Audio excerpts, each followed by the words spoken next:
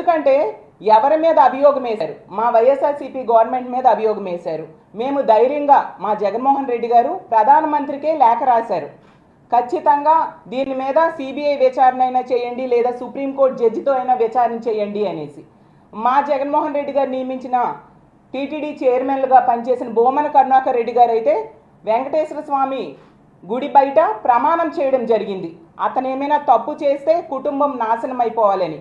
అంటే ఏ తప్పు చేయలేదు కాబట్టి అంత ధైర్యంగా ప్రమాణం చేయడం జరిగింది. అలాగే వైవి సుబ్బారెడ్డి గారు తీసుకుంటే సుప్రీంకోర్టులో పిటిషన్ వేశారు, సుప్రీంకోర్టు జడ్జితో విచారణ జరపాలి అని. బోమన కరుణాకర్ రెడ్డి గారు సిబిఐ విచారణ కావాలి అని అడిగారు. ఏ తప్పు చేయలేదు కాబట్టి ఇంత ధైర్యంగా మా పార్టీ నాయకులు అడుగుతూ ఉన్నారు, ఒక పెద్ద స్థాయిలో కేంద్ర స్థాయిలో విచారణ జరగాలని. కానీ చంద్రబాబు నాయుడు గారు తీసుకుంటే ఎంతసేపు సిట్ విచారణ అంటూ ఉన్నారు. సిట్ అనే వాళ్ళు చంద్రబాబు నాయుడు గారు నిల్చోమంటే నిల్చొని కూర్చోమంటే కూర్చునే ఒక దర్యాప్తు సంస్థ. చంద్రబాబు నాయుడు గారి దగ్గర పనిచేసే వాళ్ళు అతను చెప్పిన మాటలు వెల్లివేస్తారు తప్ప సొంతంగా ఎలా నిర్ణయాలు తీసుకుంటారు? ఎందుకు సిబిఐ విచారణకు చంద్రబాబు నాయుడు గారు వెనుకడుగు వేస్తూ ఉన్నారు?